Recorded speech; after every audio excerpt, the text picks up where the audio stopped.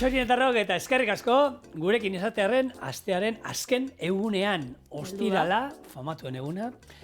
Eta, bueno, gaurko eskaria kostatu zaigu, Hemendik Aloina Erauzkinek eskatu digu, eta nahi zuen eitea, berari entzuko dio zer nahi duen entzute. Bai, hobeto. Ni eno aurreatzen. Hemen osagai pila ikusita gutxi hori ideia bat ingo dira, baina, hobe berari entzutea. Bidixo bat eta hau da. Ei, kaixo familia, zemuz! Bueno, hemendik berrobitik badu zer esananik ere ikuste zuen bezala gure etxean zuen saioa ikusi egiten da, asko maite duelako euskal gastronomia eta sabela betetzea. Bueno, zein da nere plater gustokona? Dudik gabe, Amona Joseparen oiasko menestra. Nere amak, Amonari ikasi zion errezeta hau, eta nik amari. Gure etxen normalean larun batetan oiasko errea jaten da, txokoan, familian, eta bueno, bertan sobratzen danakin, beti ukitzen dugu olako gerra txiki bat, nork eraman zatitxo hauek etxera, urrengo egunean menestra zoragarri bat egiten daulako honekin. Baratza daukagu, baratzatik hartu behar diren elikagaia, produktuak, eta bueno, bi hauek fusionatuta, bi hauek elkartuta, kriston menestra goxoa ateratzen da. Esan dakoa, Amona Joseparen oiasko menestra. Ikusi nahi nola itezuen, eta ziur, asko gustatuko zaizuela. Muxo handi bat, aia berrogetik, agur! Agur, Aloina. Agur, agur. Erronka haundixa da, esate askunean nolan errezetak, baina, Amama Joseparen menestra. Bai. Horia, zaila jatzen da, Tailandian jandu dan ez dakitzer. Ez. Amona Joseparen menestra ja 2.0 ez, 3.0 da. Eta esan dagoa bani, behitu, arkumearekin menestra egin izan dut untxiarekin baita, baina oiaskoarekin sekulaz, eta ideia gustatu zait. Azkenean da, bendaukagu, oiasko erre bat ekarri dugu, guri ez dugu ekutu ere, hau ez da soberakina ez da, oiasko erre oso bat, eta ero menestra bat. Menestrak pila bat egin aldituzue, sasoikoak, gauza gutxi daukagu, baratzean, eta nik asko botakut potoko kontuak erabili, hemen karritut, zerba horri mimatzuk, alkatxofa batzuk, eta hauekin goituena arrautzestatuta, eta ero azalorea, azenari bat horiek egozin goitut, hilar batzuk izoztuak, baina nahi izan ezkero egia da menestra potoko produktu onak hartuta, ere egin aldoitu, eta badaude potoko menestra onak ere. Gero kontua da, aldamene lagungarri moduan inaldigun saltza berdea, ero gaur ingo du moduan saltza espainiarra, ez? Horren, aukera pila bat, nik hau ingo dut, ea zer iritsi zaizuen, eta Patrik, besta leku batetik, baina, oiasko soberakinak ero aproetzatzeko, ez? Aloinak esan dagoa, bere etxean burrukak egoten diela, oiasko errean soberakinekin zapatutan, eta, nik nahi dotzat erakutzi, alternatiba bat menestrana, nire etxean oiaskoa sobratzen danean, hau itxen dugulako, eta da, olako sandwich bat. Beraz, uste dut gustoko jatzora. Bikain, osagaia prest dauzkago, eta lehen errezetarekin horrela ziko gara. Kipula zenarioa eta porrua, lapiko batean, urdai azpiko ezurrekin batera erregosten jarriko ditu. Ondo erregozita dagoenean, tomate saltza gehitu, ardo txuria bota, eta hau lurruntzean, saldarekin bustiko dugu, eta ordu erdiz irakiten utziko dugu. Bien bitartean, orburuak eta zerba horri mamiak arrautzestatu ingo ditugu, azalorea eta zenarioa egozingo ditugu, hilarrak ere egozingo ditugu, eta gero izango da, barazki guztia prest, eta saltza birrinduta eta irabazita daukagunean, urdai azpiko eta baratxuri txikitua erregozingo ditugu, gero barazkia bertara bota, espainiar saltzarekin busti, eta gero oiasko busketak bertan sartu, ordu erdiz, irakinaldi bat eman, eta zerbitzatu. Ona. Orduan, hasiko gara lehenengo denbora gehien ematen diguna. Espainiar saltza itxeko, salda bat, hor dauka salda potente bat, salda iluna, gainera, hau indudan lehenengo ezurrak eta barazkia txigortu inditut, hor labean egin alduzu, ero lapikoan olio gabe ere, erre dadila pixkat. Eta ero, busti, eta horri izan dut, 2 ordutan irakiten poliki-poliki. Salda badaukagu, eta azkenean Espainiar saltza baten oinarri hori da. Gero, urdai azpiko pusketa bat. Hau da, Bizkaita saltza bezala. Hau, oliba olio txorrota da bat, egurra emango digu, eta hemen jarriko ditugu kipula, zenarioa eta porrua erregosten. Eta hau izango da, barazkiak oinarrian emango dituna gure saltza honek. Oso, no? Ba, bueno, menestra hitza galdetzen badazue, nondik datorren, ez? Menestra guk ezagutzen dugu, barazki gixatu edo plater bezala. Baina berez, jatorria Italiatik dator, eta Italiako minestratik. Hor letra bat minestrone be horti dator, hor da, minestronea. Eta gainera, berez, minestra da Italiako platera, eta minestradetik dator, minestrade hitzatik, eta horrek nahi dau, esan zerbitzatu. Orduan, erromatar garaitik olan, zerbitzatzen ziren barazki eltzekariak, sopak, eta holako, eta, katilutan zerbitzatzen zen, edo zer minestra zen. Ara. Zer egiten zotzen, hori ez, erreferentzia minestrari zerbitzatziari. Orduan, bai, horti dator, eta, nik uste dut, hementxe asko kontsumitu izan dela, barazkixak maite ditugulako, ez? Eta garai baten, bai, izaten zala zehose, lagungarri bezala jartzekoa, baina gaur egun nik uste dut menestrak plater nagusi bezala zerbitzatzen diela. Eta plater bakar moduan, eta plater bakar. Gaurko errezeta hontan, oilaskua da menestra batean, eta esan dako arkumearekin dago oso ohikoa, plater bakarra. Horrek ez duzu zer gehiago behar, ez? Gainera, niri menestra asko gustatzen jat, ze egisa da, udaberrixan edo udan, ondo joaten dela, ze udaberrixan behintzat, Nafarroako bertsio tradizionala ingeikela, barazki freskuekin, zainzuriekin, orburuekin, eta olakuekin, baina, sasoi bakoitzak badaukala bere barazki mota, eta aloinak esan dagoen bezala, baratza ukitzen badozu, baratzeko gauzekin, adaptazio bat entzeike, ez? Lehen aipatu dugu Italiako minestra edo minestrone sopa, eta minestrone sopa bai, badaude ezberdina udaberrian, udazkenian, udan eta neguan.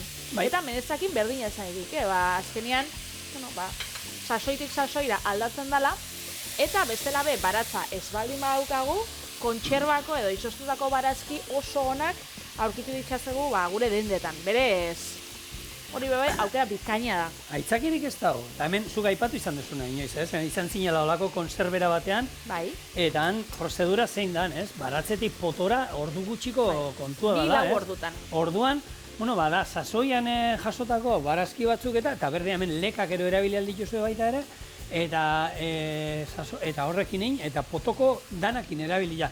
Eta lehen esan dudana, badaude baita ere, potoko menestra batzuk oso ona direla. Hala ere nik aukeran, nik gaur ingo dut modua azkarrera, egosiko ditut barazkiak hemen batera egosiko ditut. Baina gu jatetxean goratzen gara, 6 urre ezberdin egote izaten genituen, eta bakoitzari egosaldi ezberdinak barazki bakoitzak zezuzkan bere minutuak, eta horrela egiten genuen. Eta ur hori gero erabiltzen genuen, guk gaur Espainiar salda potentea badukago. Baina ur horrekin gero egiten genuen, saltza berdea, ero saltza honen, menestra honena. Azkenean, barazki bakoitzak bauka bere egosketa puntua dani akordatzen az. Nire amamak bebai, ur desberdinak aukitzen zitxula, eta bakoitzan jaurten zotzala bere puntua. Menestra, izan daik alde batetik oso platera harina da osasuntxua, barazkixak erabilita, eta horako salteatu batein ja, tipula eta tomate apurtxo bat, barren gorrixak edo berakatzakin, eta gero dau beste menestra bat, menestra dotorea edo ofiziala dana niri gehien gustatzen jatena, eta da, gero barazkixak behin egositza dauzela batzuk pasata dituzunean, irinetik eta arrautze dira frikitxuta, eta orduan jate dituzu barazki batzuk frikitxuta, holan arrautze estatuta, beste batzuk salteatua, saltza batekin oinarri izan, eta haragixakin bada, kasu honetan, aurreko eguneko oiasko erre baten soberakinekin, hori primeran. Nik oiaskoekin egia da, arkumiakin bai nire etxean jan izaten dela, haragi bolakin bebai nola ez, zigor nire etxean. Mesedez. Baina, oiasko erreakin ez dela proba eta pentsutakatela aukera oso politxa. Beraz, hau apunta dukot etxean errepikatzeko. Hor, ben pentsatzen atzo esan zen dula, hemen zaude, gaur hemen zaude, auskalo, astelena etorriko zen. Haragi bola, undixea aukaten bai. Baina kastina egiten badugu ero, haragi bola jarriko ditute iteko agian, zure omenez ero, eta haragi bola on batzuk egiten dituen, esango, eta, zu izango za, Zu bidalita palak niri etxera, da nik esango, itxuan, esango, hau aukez leona da. Hori da, nahiz eta gero mutu isil-isila, bai, haragi bola egiten artista, eta, Bueno, ez dakit Amona Josepan bezainona atarako jakun menestra hau, baina aloinagu saiatuko gara. Ze batzutan egia da oso saia dela erreplikatzea erromantizatuta dituzun errezeta batzuk, ez? Ze nik uste dut gurasuenak eta amona eta aitxonanak oso hiltzatuta ditugula, eta orduan, bakotzan dako, zein da patata tortillarik onena? Etxekua. Zein di kroketa onenak? Etxekuak. Nere hilobak bakitzu, donutun zezaten zaben. Ama, jangelako patata tortilla ona hua dau. Zuria baino. Hori baino kerragoa da niri, alabak esan Mesedez, baina araitzek, ikastolako ensalada, zurea baino freskoagoa da. Freskoagoa? Araitz, hori ondu da, auskalo, ordu erdi lehena honi momentuan ontzen dizut, eta, ala, aguanta. Bai, hori da nire bilurra, hemen ertitzen dutenian. Nire umia jatu nona izatia, da mesedez, nahi xau izatie, etxeko jana, ez? Baina hori alper, betu, gure etxean dana jaten zan, eskolan jaten hasi, eta gure etxean beti azelgak eta jaten ziren, eta bapatean azelgak eta, azelgak, ke asko! Hitz hori debekatuta dago. Bai, baina hori eskolan entzun zuen. Hori eskolan entzuten du, eta zer izango da, bera arraroa, azelga jaten dituena, eta bai, araitz, zu beti jan izan dozuz da, oinez. Osa, modak be holan oso ondo, izatean ondaban, sega, eta junen sala jatea. Behintzat, baukau esperantza hori umetan igual izaten dana, baina urte batzuk pasatzen dienean, bueltatzen zara. Zure gurasuen da zure aitona monen sukaldaritza apreziatzera. Eta olakotan bebai badaoz, liburu asko, badau bat Galiziakoa, da de madres a hijas, recetas para no olvidar, amengatik alabengana, eza azteko errezetak. Gaur egun izango zen, seme alabengana, ze gaur egun danoko sinatzen dabe, baina antzinako liburua da. Eta liburu horretan, zela ez, errezetan neurrixak agertzen die eskukada bat, pitxin bat, zuk ikusiko zu, eta olako eskatzen dizuna, eta olako, espresioekin, ez? Ni akordatzen kosinatzen hasi nintzenean, ikasle pixu batera joan nintzenean, 18 urtekin unibertsitatera, telefono deia izaten zen gure komunikazioa da, noiz egongo da ina da, ikusten dozunean ina dauela, oso ondo eskerrik asko. Hori baina liburu baten islatuta. Beraz, Amona Josepan menestra zela izango dan? Batu daki? Ez, eta honen daukazuna sukaldera sartu, eta zuen amonekin eta ikasi ondoan egonda. Ura irakiten gatza, eta hemen egosiko ditugu zenarioak, eta esan dago, dena batera ingo ditu. Denbora ezberdina dira, baina, gutxo era, ez ditu gehi egosiko, 3-4 minutu emango diet, eta hemen gordina dauzkagun barazkiak eta hilarrak ere izostua daudela, eta hauek denak barrura egostera. Ze ona. Eta bitartean, ingo dana, saltza egiten daukagun bitartean, patata egozit ekarri dut. Eta patata karratuta moztuko, ia utziko du, eta hau gero izango da gainien, menestrai botateko, beste keigarri bat, barazkia da hortan. Gaurkuan gure menestrako saltza, oinarrikoa, izango da saltza espainiarra.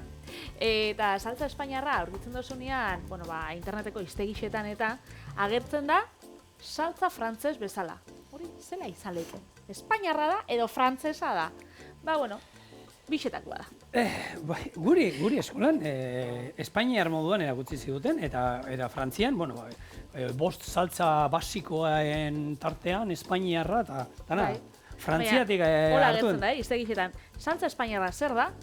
Saltza frantzes bat, Espainiarra edo frantzesa da. Orduan, izena behintzat, Espainiarra. Hori da. Ze hau gertatu zen, Luis XIII Frantziako erregia eta Espainiako Ana de Austria infantan eskontzan sortutako errezeta bat. Orduan, bertan eskontzan zerbitzatu zen lehenengo aldiz, edo idatzietan beraz, hora gertzen da, eta nik imaginatzen dut, gortean, bi sukaldariak elkartu ziela, edo bi sukaldaretaldiak, bai frantzesak, bai espainiarrak, eta zerbitzatu zabiela platera hau, eta zerako ona dauen saltza hau. Da, espainiarrak esan gotan, saltza hau? Puk beti anitzen duguna. Da, zelan jarrikotza izena ba? Saltza espainiarra. Eta Frantzian hor, fuerte egin zan, baina saltza espainiar bezala ezagutzen da. Eta ze daukanolan berezi? Ondo ilun bat, saltza, tipulak eta azenarioa. Eta azkenean hori da saltza oinarrizko bat, beste hainbat gero errezeta egiteko. Eiztari saltza, gero badau Robert saltza bebai, dala saltza espainiarran oinarrixa, eta gero ziapeakin, eta beste belar batzukin. Beraz, oinarria da, beste hainbat saltzetarako. Gero honen bertsio modernoa edo, Bai. sistematizatu zauen August Escoffier. Escoffier. Chefak, Bai. Escoffier. Eta bueno, berak egonkortu zauen, jarraitu bizinun formula. Orduan, gaur egun, Bueno, kontua da gero jatetxe bakoitza daukala, bere formula bakoitza berea. Nik hau egiten duana da, Juantxu jatetxean egiten genduena, berdina, eta hor, azkenean, gaina ekarri izkizut, eta horratzen 4 liburu ekarri utzi ditut, antzinakoak, eta saltza espainiorran inguruan danak, bueno, bai bada egiten dute, saltza bai baino olako salda potente bat, haragi pila batekin eta indakoa, eta gero rus ilun batekin loditzen dela. Rus iluna da, azkenean, bexamelaiteko erabiltzen dugun, gurina, koipe bat, eta irina, hartu eta pixkat ez dago horritzen, eta rus iluna izango zen, guk hemen badaukagu olioa, koipea. Irina bertara bota eta pixkat erretzea, eta gero ardo txuriarekin hori altzatzea eta hori. Orduan, loditu, horrekin egiten du, rus bat ingo du, azkenean, ze guk hemen barazki hauek erregozita dauzkagun hontan, izango da, botatzea hemen, koiaraka bat ero bi, batekin nahikoa izango da. Irin, hau pixkat txigortu hemen, txigortu behar da, eta gero, ardo txuria, tomate saltza, eta holako salda potente batekin. Hau ere, labian erretako ezurrekin da barazkiekin. Hau, jetxingo du. Hemen dago tope. Topera. Bai. Hori da, bigarrena. Zigor, ostiraletan bakitzu famatuen erreztak ikatze ditugula, celebritienak, baina gaur egun sukaldeko kontuak alde batera utzita, egingo berba zein dan Aloña Erauzkin eta zeran bere proiektua Aloe Eder. Ez? Nik enauen ezagutzen Aloña, beraz txorienei esker ezagutzen dut, eta zuei beroi aukera emongotzu dugu bere perfila zeinan jakiteko. Eta, Aloña jaixo zan olako kardiopatia komplexu batekin, eta haurtzaroan, etzotzien eman bizitza itxaropen oso handixa. Batpez. Alatabe, berak, haurtzaroa eta gaztaroa gainditu zauen, indarrez, eta, emonsotzien bizi itxaropen hori gainditu zauen, baina 23 urte zitsunean, jasoan takikardia latza. Eta, sufritzen egon zen, eta bertan planteatu zitsun, bere lana, bere etorkizuna, eta berak bizitzan zena izauen, ez? Hor, birplanteatu zauen apurtxo bat, eta bere existentzia birplanteatu zauenean, sortu zauen Aloe Eder proiektua. Eta Aloe Eder proiektua da, bere errealitatea ezagutarazteko, eta, jendiai bebai, oharra emoteko, eta beste pertsona batzui bai, ahotsa emoteko, kardiopatien eta bizitzan inguruan, ez? Eta eixa da, oso politxa dela, beraz, hemendik nahi dutzu dugu, animatu, begiratxo bat bota, ze politxa da. Bai, argian inzioten elkarrizketa bat oso politxa, oso interesgarria irakurtzea interneten sartzen baduzue, bere izena jarri eta argia, eta hor elkarrizketa oso politxa agertzen da. Non berak ez da, ni 23ekin gero jubilatu al nintzen, baina eskez, horrekin lortu zuela bere bizitzako nahi bat zela, lehen beti gurasoen menpeta bizitzea, eta behintzate, dirua izatea, ez? Eta lanian hasi eta gertatu zitzaien, eta lana utzi behar izan zuen.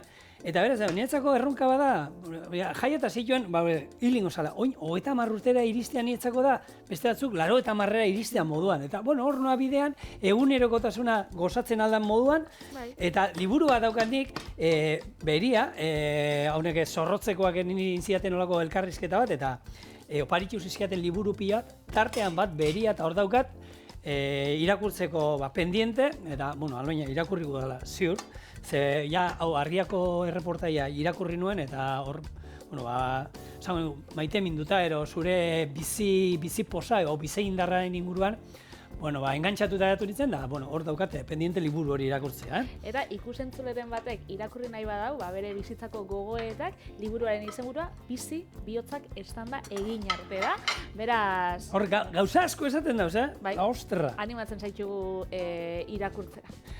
A ber, jakiteko nola dauen berdura zeiten da, hartu, Da jan. hartu, eta puntuan dago, kanpora. Ostu gingo dugu, hemen garrantzitsua ostutzea, egosketa mostutzeko, bale? Orduan, ona eta ostutzera. Bai, eta, ze sukaldaritzara bueltatuz, ze dauka plateron batek beti? Txuleta. Txuleta? Motel. Nik izango naren saltzan oinarri bat, egia da, danek ez. Baina, plater on askok, saltza hon bat dauki oinarri bezala. Eta Frantzian badauki, teoria bat 5-10 saltza dauzela. Hori konzeptualizazio hori Antonin Carême chefak egin zauen, eta bere esanetan 5-10 saltza dauz. Eta gero 5-10 saltza horretatik eratortzen die beste saltza batzuk. Bere esanetan Espainiarra, gaur eingo duguna, eta hainbat aldiz erabiltzen duguna, guk normalen etxian adibidez haragibolak saltza horrekin etxe ditugu. Gero bexamela bebai, gurina, irina eta esnia, horrekin lodixaen, eta lasainetarako, arrautza betiak itxeko, kroketak itxeko, eta hainbat saltza erabiltzen ditugunak, txurixak. Adibidez, bexamelai gazta botatzen bat zau, mor nahi saltza. Hori da. Eta, beste 10 saltza, 3. belutea. Hau da, rux batekin azten da, bebai. Rux zuri bat. Gurina eta irina. Eta gero salda argi bat botatzen gako, arrainana edo oiaskuana kasu honetan. Hori izango zen harinaua, apurtxo bat. Gero, holandarra dau. Nun gorringoz eta gurinakin eitzen da nolan saltza bat, maionesa bat. Maionesa bat, azkenean, berua. Tipikoa izaten da nik uste dut, nik saltza holandarra, nik uste dut bakarrik jandotela benediktarra utzetan, holan gozaltzeko. Gainerretzeko erabiltzen den saltza bada normalian. Arrainekin, barazkide batekin baita, baina arraiekin eta nahiko zerbitzatzen den saltza. Eta gero dau, mediterraneoko ikurra dala pomodoro saltza edo tomate saltza, ez? Asko gube bai, eitzen dugula, tomateak badauzkagu. Eta, hortik eratorritako saltza bat, boloñesa, ez? Eta beste hainbeste, tomate saltza, lehenko gunean karakolak ingen itxun, tomate saltza de bai, bizkaitxarakin, ondo joaten da. Gero, sukaldari garaikide batzuk bai, esaten daue, holandarrez aparte, eurak 5-10 saltza baino 6 hartuko zituzkela, maonesa bertan sartuz. Nik uste dut, gure laguntxu, gure taldekide bat, ez zala oso posik egongo maionesa. Baina badauka zentzua, azkenean hor maionesa sartzeak. Egonkorra dalako azkenean. Eta bada mundu guztian jaten den saltza bat, naiz eta batzuk ez gustatu. Eta, ez dakit, nik neuk sartuko nuke, zigarre moduan. Ni arrautzestatzen jarri banaz, saltza hemen egiten daukat, gero izango da, ezurra atera, birrindu eta espainiar saltza, gatze eta piperbeltz puntuan jarri, eta listo. Barazki hauek horrela utziko ditut. Nahi izan ezkero, azalorea ere, irineketik eta arrautzatik pasatu halko genuke, eta frigitu. Hemen oso politia geratzen egunen batean egiten baduzue, hartu, eta holako orli bat, irina eta gamban gabardinan eta hori, baina tintarekin egiten bazue beltza geratzen da, pasatzen duzue gero azalorea eta da, kanpotik beltza eta koska egiten duzuen barrukoa txuria. Orduan, oso politia da ikusteko, geratzen da.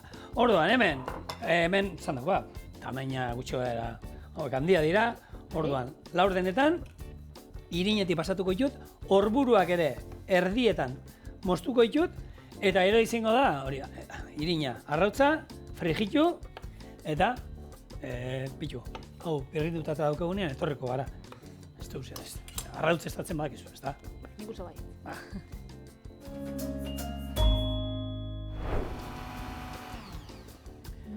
Listo! Espainiar saltza bukatuta. Ze ona. Oin falta zegu, bukatzia bakarrik. Induana ezurrak endu, hemen eukindu ordu bete irakiten, birrindu dugu, eta gorputza badauka. Eta hemen dauzkat, arrautz estatutako, gure zerba horri mamiak eta orburuak. Pasakostazu bat? Oiasko moztuta, zein duzu? Orburua, Orburua. Holan janda, Orburua. Eta hemen, hau, oiaskoaren saltza, hau ona botako dugu. Hau ez da bota behar ezertarako. Nek emango dio, gure Espainiar saltzari oraindik eta sabore gehiago. Hemen, guk oiaskoa sartuko diogulako, baina ez dela etxean egiten dudana da. Olako lapiko handi batean, hartu, eta nik urdai azpikoa, normalien urdai azpikoa, nekin egiten du beti menestran. Baratxuria, urdai azpikoa, salteatu barazki hauek, besteak ez apurtu egiten dira, horrek gero sartzen ditut. Salteatu hemen pixka bat, eta ero, Espainia saltza baldin baukat, Espainia saltzarekin, bestela saltza berde bat egiten dut. Perresila, urdai azpikoa gorritu denean perresila, eta gero irin pixka bat, eta ero saldarekin busti. Eta hori saltza berde bat ero egiten dut, esan dezagun. Eta Espainia saltza daukagunez gaur, baina hala ere salteatu ingo ditut. Urdai azpiko pixka batekin, barazki hauek zer beste ikutu bat ematen dio. Oso ondo geratzen dira. Eta aipatu ditugu, Frantzian 5 amasaltza daukiela, eta Euskaldunak ez gara gutxiago, eta gu dauzkau 4 amasaltza. 3 gure ikurriñakin lotuta, gorria, txuria eta berdia. Ez 4, iskinak beltza die, osea, Markua jartzen motazu. Markuarekin, bai, 4ak, karo. Eta markua kontuan aukila, beltza. Berez, horre die gure 4 amasaltzak, berdia, izenak esaten den bezala, saltza berdia. Hau da, perrexiakin itxen dana, irina, baratxuria, ardo txurixa, edo arrain salda, hortan bebai, etxe bakotzean, desberdin itxen dira, baina, berdia perrexiak emote dutza. Gero, txurixan kasuan, nahiz eta batzutan horiska izan. Horia deitzen dio gehiago, ja, baina zigor gure ikurriña txurixa. Bale, hortik bai, txurixa, bai. Eta egisa da, pilpillak baduzla txuriskauak eta horiskauak. Bai, segun ze hori erabiltzen duz. Hori da. Berez, pilpilla da, saltza horia edo saltza txuria bezala hartzen den 4 amasaltzatako bat. Gero, saltza gorrixa izango da, aste honetan barraskilloekin jandoguna, bizkaitza saltza, piper txorizeruakin eta tipula deixentekin egin ja. Eta gero, saltza beltza txipiroiena. Bada, gure, ez dakit, errezetan holan tradizional baten saltza potente bat, eta nahiz eta geixenetan bakarrik txipiroekin zerbitzatzen den, beste errezeta batzutarako soberakinak aukitzen baditugu, erabileleike. Baina, eta zer daukate danak oinarri moduan, zer daukagu Euskal Herrian gertu? Itxasoa. Dana dira oso errezeta marinelak. Naiz eta, saltza berdi baina aipatu dut, barazki batzuekin, jana da, bizkaitar saltzarekin txerriankak eta guk etxen egiten ditugu, tripakiak egiten ditugu, barraskilloak egiten ditugu, orduan, badaude, baina egia da, bestela jatorrian danak itxasoarekin, Euskal Herriak horrek usten da, ze lotura daukan, itxasoarekin, hori, nela guantezatzen die, gara, marineruak, egia da. Eta itxan, nire, sukaldaritza, Euskaldunetik gustatzen gatena da, ez dauzkagula holan errezta komplikatu asko, baizik eta gehiago da, gure lehen gaiak ondo aprobetxatzea, ez? Arraina zelan dago ondo? Labian, plantxan, txuleta bat zelan dago ondo? Txingarretan, oiasko erre bat, menestra goxo bat, eta amama Josepana oiasko errearekin. Hau da, rondoia. Hau da, bomba. Honek, hemen zapore guztiak eta ustartzeko 15 minutu honek irakin behar du. Dena batera, oiaskoa berotzeko, zapore guztiak batzeko, tapa jarriko diogu, eta eserrez, hau prest dagoenean, esan dago, hemengo 15 minutu irakin aldi bat, gatza eta probatu beti, zerbitzatu baino lehen, eta ero dastatzera etorriko gara. Prest dago gure, amonaren gure oiasko errezeta, gure bersioa, eta aloina guztoko duen.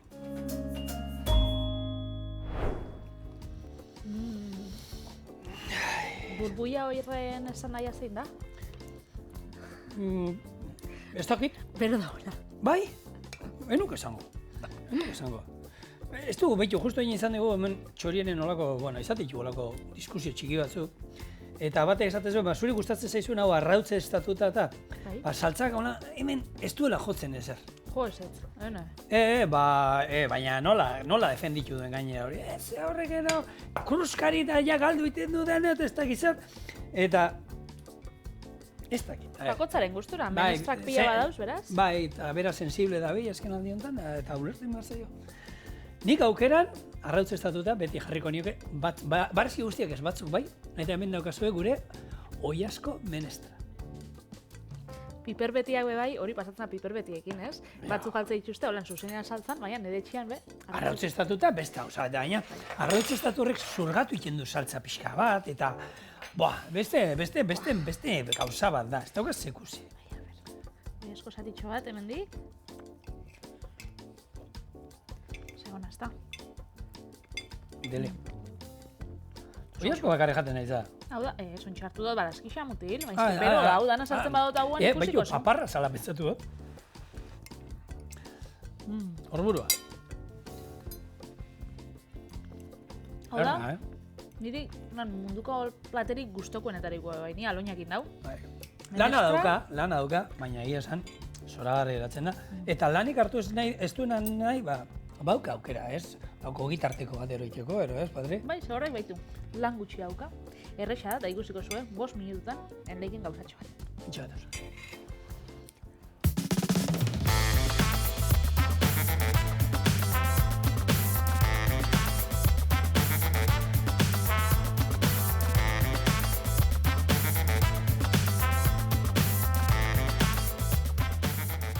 Oiasko errez soberakinak menestran oso goxua geratzen dienak, eta edozein platertan, kroketa batzutan, edo zela ez, sandwich batean.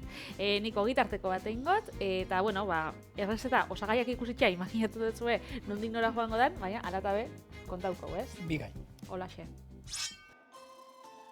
Fokatxea erritik ebaki eta olio apur batekin mamiakin aldetik txigortuko. Maonesa ziapeakin nahasi da gero oiaskoa bertan mamurtu. Fokatxearen barruko aldia be maionesakin igurtzi. Letxuga, tomate lehorrak, oiaskoa eta errukula sartu, gero aguakatea jarri eta zapaldu. Ogitartekoa itxi da zerbitzatu. Beraz, bueno, nik fokatxea ekarri biharrian, hau, nahiko fokatxea da, baina enauen aurkitzu. Orduan, enauena da pizza ore bat egin, Bai. apurtxo bat, hainbeste arrabolakin zabaldu biharrian, horako bolatxo bat jarri nauen, Vale. eta labian, 20-30 minutu, 180 gradutara, eta badaukau, bueno, ogi bat, sandwicherako balixoko jakona. Bai, eta bueno, ni sandwich honi bada ezberdina, Legunean sandwich egin zenuen, baina ni sandwicha, ez dakit, olako moldeko ogiarekin, Honi, ogitartekoa ero gehiago deituko niak, hau nietzako ogia gehiago da, fokatxea bat, ez? Bai. Ero, bueno, ez da, pizza ore batekin egindakoa bada, Honi, ogi itxura gehiago hartzen ditu, ni. Beraz, hementxe, hau, grilean edo eitxeko sartagina badaukau, eta gustatzen jakunez, ustartzea holan internazionalak, errezetak eta aukeratuko dugu gure oliba olio ez da birkina. Ze guri kosinatzean gustatzen jaku kultura desberdinak nahaztiak, kasunetan errezeta italiar bat eta oliba olio euskaldun bat. 100% naparra, goxua, eta errezeta hau mediterraneoko errezetak holan saporiak eta onurez gozatzeko balixo dagoen errezeta batez, hori eskaintzen dozku. Azkenean, Urzanteren oliba olioak emongotza distira, goxotasuna, saporia, eta bilatze ditugun ezaugarri guztixak, berez, txorrota bat, sartaginean, gero bebai erabiliko entzalada betxu, errukula holan apurtxo bat ontzeko, eta honek emongotza saporia. Oliba olioa bebai erabili dugu, holan gainetik botateko ikusten dugu zerako diztira daukan, berez? Ze azkenean fokatxea badira baita ere, olako ogi, esan dezagun koipetxu batzuk, ez? Normalian beti, imaginatzen zuen, fokatxea bada ogi bat holan zabala, karratu aldera izaten dana, atzamarrak sartuta ere ikusten dala olakoak, eta erromero adar batzuk eta ikusten dira, oliba beltzak ikusten dira, tomate lehorrak ere ikusten dira, eta ero olioa labera sartu baino lehen, desende botatzen zaioan gainetik, daukat hori, eskatzen dut zuia. Urtuta daukat. Eta horrako, irudi hori etortze zaigu, ez? Badago, historia, erromatarrek eta bat zeukaten, holako panis focaccius izeneko ogi bat. Panis focaccius? Bai, txingarretan iten zala, eta hor Genova aldearekin lotzen da, zean oso ohikoa dira focacciak eta bereik izan zirela lehenak, baina hor historialari batzuk esaten dute, greziar garaira eta greziarrek eta bazeukatela holako ohi zapalak eta egiten zituztenak, eta izan dakoa holan gaur egungo focacciaren itxurakoak, ez? Kontua da, Italiara juten bazarete, sarrerako moduan oso ohikoa izaten da focaccia holan zerbitzatzea, eta holan ogi bakar, ez da behar ezer, focaccia jateko, ez da behar ez barruan ezer, bera bakarrik zoragarria da. Eta esan dako, aldaera ezberdina daude, eta ohikoenak, izaten dira, normalean, belarru zeintzuren bat gainetik, oliba batzuk, tomate lehorren batzuk, eta hori nahi eta nahi ez, oliba olio on bat. Bai, eta hementxe, buelta ematen dut zagunean ikusten dugu txigortu dela alde bat, berez, hau, erretiratu dingo, eta bestia barrura. Hementxe, oiasko herria indogu, eskuekin mamurtu apurtxo bat, eta honei deituko zau. Maonesa utziko koiaratxo bat, gero igurtzi marioso, ez? Igurtzeko, Vale. eta ziapea. berez, hau da betegarria, gero aukiko ditxu bai aguakatea, tomate lehorrak, letxuga eta errukula, edo letxuga edo errukula, bakoitzak aukeratuko dau. Eta listo, eske oilasko errea egon da, olako soberakin batzukin, edo zein errazakin goxo. Oso, ondo, gaur errekuperatu behin duguna da, ez? Birziklapena ez da ideitu altzaion, gaur egin duguna, ez? Hartu, eta oilasko erre bat, baina zuk entzun daukazu on jarrera berria, hau da, supra birziklapena. Supra birziklapena, ez dut entzun. Hau da, zuk osagai bat, erabilitako ero, oraindik eta hobetu egiten duzula. Oilasko errea holan bere hortan, hobetzea saia baina oilaskoarekin ez, baina beste gauza batzuekin lehortzen da, eta janari munduan ere bada, hau egiten da, ez dakit, moda kulturan, eraikuntzan da egiten dira baita, baina janarietara ere etorri da, eta hau da, bagian, garagardoa egiteko erabiltzen duten garagar hori gero zukutu egiten dana, hori lehen bota egiten zen, eta oin hartu, eta hori berrerabili, olako barratxo energetikoak eta egiteko, gero esne edari vegetalak eta bakizu egiten da, ura, arroza, almendrak edo danalakoa, hori birrindu egiten da, gero iragazi, eta hor geratzen zaiguna, trapuan geratzen zaiguna, hori erabili alda, irinak egiteko, bigarren erabilpen baina gainera, ez, soberakin moduan, nahizik eta zerbait interesgarria eta, batzuk esango lukete, berezko produktu hobetu, kakotxen artean, berdindu egiten dutena, soberakinak hitzak erabiltzeak, batutan, atzera itxe osku, eta ematen da, bigarren mailako holan platera dira, baina askotan, gisa da, hobetu lehikela. Zukuak egiten dituen, olako laraina zukuak egiten dituen enpresa batek. Hor, zenbat, laraina azal, jungo dien, popatik hartzera. Horiek, laraina azalakin eta marmeladak eta inaldia, eta txipak inaldire baita ere, olako azalekin eta orduan da, bigarren osagai bat lortzea, baina ez, hori hartu, ez dakit, nik kafia gure txian beti ezagutut, kafia egiten zen, eta hori baratzera botatzen zen. Kafe egotu hori, erabilitakoa, hori ongarri moduan. Eta hori nik beti ezagutu dut etxian, gure etxian. Eta baratzerako hona da? Baratzerako hona da. Kafia egotut, eta hori gure amak, lorontzietan da botatzen dut, eta gure etxian kafia egiten da banean amak, gero, kafe eotu hori, erabilitakoa atziko horiakin gure etxean. Horren, atziko hori ere ona izango da. Gure amak beti bota izan dio baratzairi, eta hori lurraekin hasi, eta ongarri moduan ere balio digu. Eta hori bada, holan pixkat, bigarren bizitza bat emateko modua, baina, nik gauina aipatu dizudan hitz berri honek, azkenean da hori. Bigarren bizitza bat, baina gainera, agian, lehengoa baino interesgarriagoa dana, eta batzu, erabili aldu, este produktu supra birziklapena. Eta gainera, zu badakizu birziklapean, badago logo bat dala holan, gezi batzuekin holan buelta. Hori indute, bikin. Hori, gero beste bat, jarraipena dauka, laberinto bat moduan eta jarraipen bat dauka logoak, eta hori da, ikurra, eta kontua da, arrautza salak, arrautza salak, egongo dira enpresak, patata tortiak eta egiten dituztena, arrautza salak eta horrek, gero, kaltzio gehigarri moduan derabiltzen dituzte, kaltzio pila bat dauka, ongarri moduan baita ere, eta egitaude, karritxot, barazki itxusiak, hemen aipatu izan ditu behin baino gehiotan. Fruta dendan nahi ez dituztena, barazki horiek erabili aldituzte, ez da, menestra batean ez da nabaritzen leka horiek politak ero itxusia ziren, ero horburu batzu politak ero ez, badiren... Krema baten. Kremaetan eta olakoetan, eta horiek ere, berrerabili, irten bide bat ematen zaio, eta joera bat, zorionez mundu hontan, zetana bestela lehen emoten zen hartu, eta garrantzirik ez emon, da, venga, bota dana, eta ez.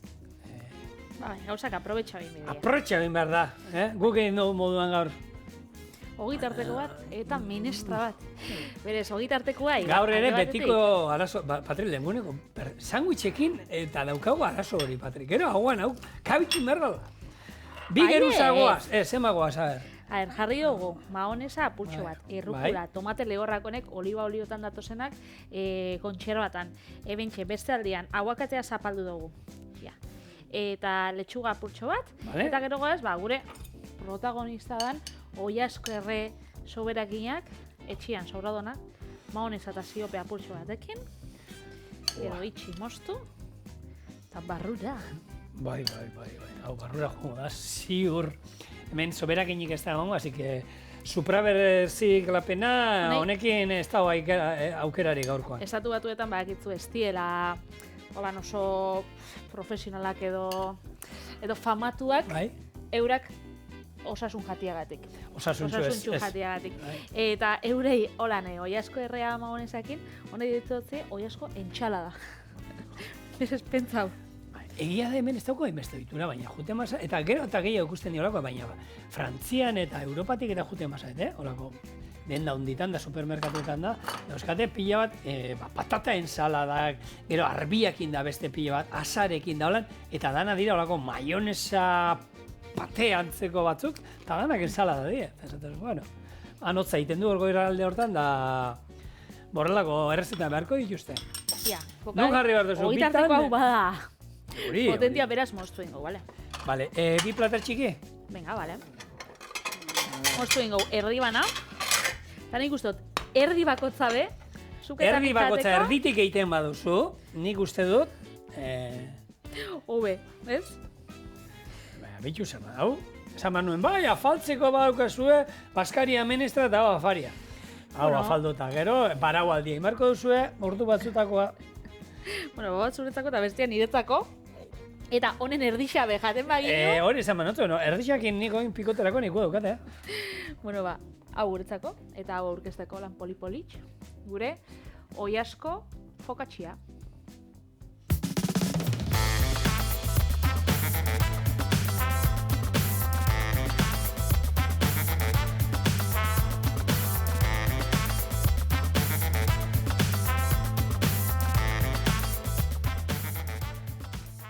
Ale. Maiok. Bitxua dela bunok. Zeitxura, Ia ba. Kaitzan da ez? Bueno. Zer hona. Holan astea bukatu alda. Holan bai, merced. Asteburu guztia jango, Bueno, nik uste dut jango dugula, baina ala eta bet goziak eratuko jakula astelen gozoetarako, beraz, etorri zaitez, Eta bi poste bikain posatuko. Agur!